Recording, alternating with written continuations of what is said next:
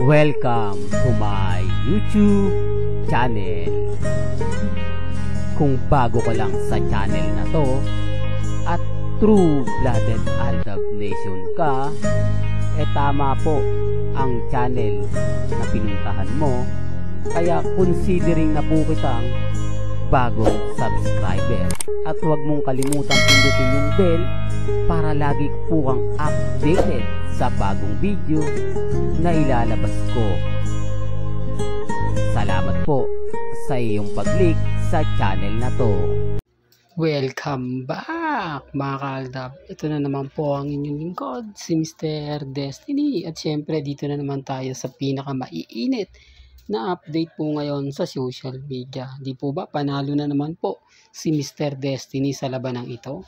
Hindi po talaga tayo natitinag at hindi po tayo lagi nagpapatalo. Nababasag po natin sila agad-agad, lalo na nga po sa mga issue. Ulitin ko ulit mga kaaldab, yung mga binabato po sa atin, hindi po ba sakul na sakul sila? Kaya nga sabi ko sa inyo, hindi po makakaporma itong mga bitter po pagdating sa fandom ng Aldab Nation. Kita nyo naman po yung mga video ni Mengay. Simple lang, pero alam mo kung sino yung kasama mo dito sa Japan. Di po ba? Pero hindi po tayo namimilit ha. Sabi ko nga po sa inyo, may kanya-kanya tayong pananaw at opinyon. Alam niya sa totoo lang po mga ka-Aldab, kahit hindi ko naman to sabihin, alam na rin po natin ng mga Aldab Nation kung sino nga po ba talaga ang kasama ni Main Polkerson. Alam naman po natin kung sino po talaga yung magsasabi, magpapaliwanag ng mga ganito. Basta't ang importante lang naman po sa akin, maging updated lang po kayo.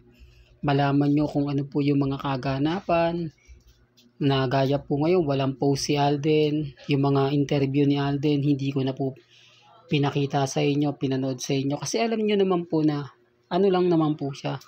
Kumbaga para lang sa mga work, di po ba? Wala pong issue doon. Kaya ko lang naman po gagamitin nyo kapag may mga pinapakalat silang mga ganito ganyan. Napanood nyo naman po siguro yung mga interview ni Richard Polkerson Jr. Lalo na po kila Dolly, tapos yung mga interview pa po sa kanya. Lahat po yun, wala pong issue. Hindi po ba? Pero pag ginawan po nila ng issue, mapabasag sila. Yan ang isa sa rason. Kasi pag may mga interview si Alden, hindi na po nila yan pinapansin. May sarili po silang ginagawa. Hindi po sila yung tipo na kumbaga aayon sa mga interview. Kasi sinasabi nila private daw po yung relasyon nila Catherine at ni Alden Richards. Kaya nga sabi ko sa inyo, relax lang. Di po ba? Maging kampante lang po kayo. Lalo na po ngayon, nararamdaman natin yung presensya ni na Alden at ni Main. Tapos sinisiraan nila si Main. Sinasabi po nila mga ka-Aldab na wala na po raw si Main sa Itbulaga. Tama naman po ng mga komento ng mga ilang netizen. Hindi lang po ako nakakita. Marami po. Kaya nga po in-update ko po sa inyo na yung mga kwento po nila hindi po talaga umaayon. Taliwas po sa mga pahayag at sinasabi ng ilan. Kaya nga po updated ako. Kaya nga po napakarami nating ganap, lalo na po pagdating sa Instagram, sa Twitter, sa Facebook. Panalong panalo si Mr. Destiny. Sa ngayon mga kaaldab, may mga bagay-bagay na relax lang. Di po ba? Kalmado lang at kampante. Huwag po kayong magpapaapekto, huwag po kayong magpapadala. Lalo na nga po yung mga sinasabi at paliwanag ng iilan na hindi ganito, ganyan Mr. Destiny. Huwag ka nang magsabi ng ganyan, huwag ka nang magsabi ng ganito kasi alam naman namin yan. Alam ko sa mga mami, sa mga tita, sa mga sinyo, lagi po kayong updated. Alam ko bawat galaw nila Alden, nila May, nakatutok po kayo dyan. Ako, binabantayan ko lang po yung mga issue na gagawin po nila. Ako po yung kumukontra, ako po yung laging, kumbaga, nambibisto sa mga ina-update nila. Kaya nga po sinabihan akong bitter.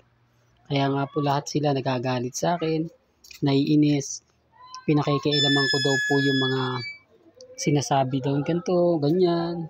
Kaya nga sabi ko sa inyo, never po ako nagpapa-apekto.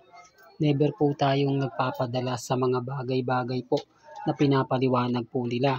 Na keso hindi daw pwedeng aminin na yung relasyon nila dito po sa social media may makakaligtas po ba?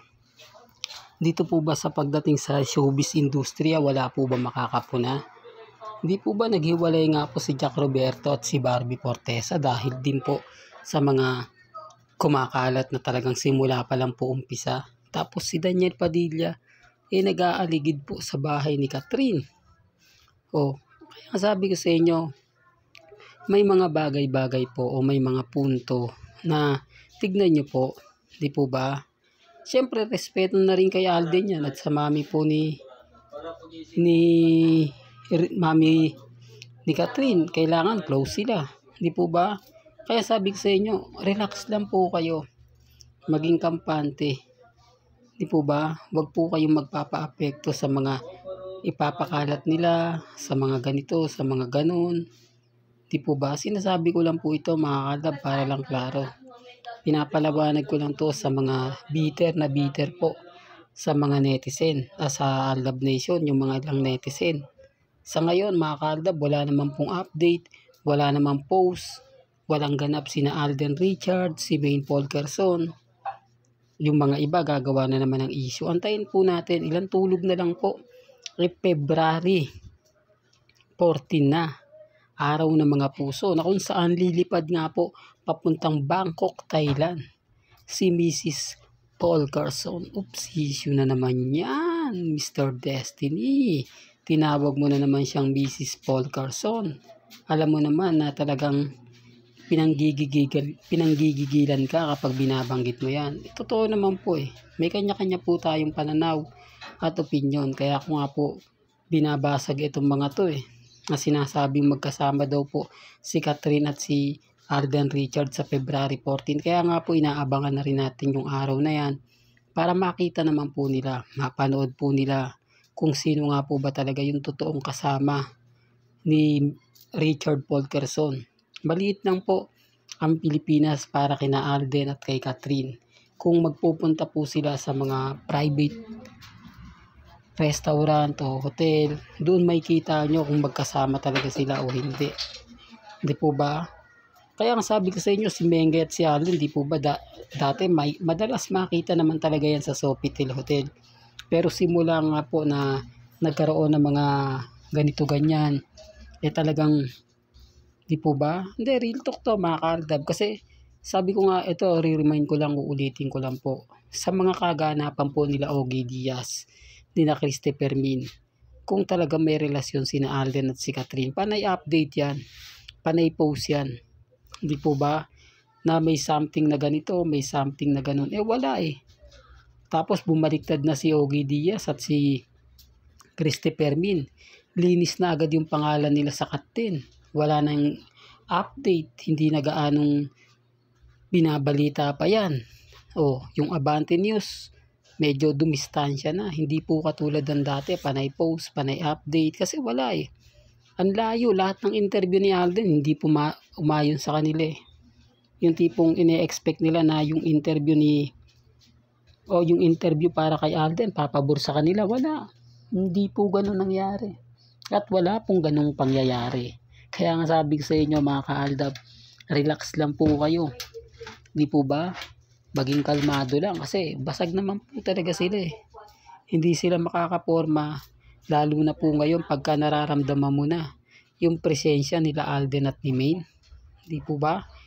Sabi ko nga po, Aldab lang talaga malakas. Masakit na katotohanan pero yan po talaga yung totoo Di po ba? Kasi kahit balibalik na rin natin ang sitwasyon kapag sina Alden at si Maine ang nagsama. Di po ba? Maraming tao ang matutuwa. Maraming tao ang talagang masasabi natin 101%. Kaya po antayin nyo na lang po ang pelikula ng real life couple. Well, hanggang dito na lang po ang ating latest updates. Kaya kung gusto nyo pa po ng pinaka-latest at sariwang update, abay tumutok lang po kayo dito po sa channel ni Mr. Destiny para updated po kayo sa mga bago, sa mga latest po na i-upload po natin maya-maya lang. Kaya kung bago ka lang sa channel na to at isa kang true-blooded Aldab Nation na nagmamahal kina Mengge at Isoy, tama po ang channel na pinuntahan mo. Kaya consider na po kitang bagong subscriber. At huwag mong kalimutang i-share ang mga video po natin sa mga mami, sa mga titas, at sa mga senyor. Hanggang sa muli, salamat po sa panonood at pakikinig.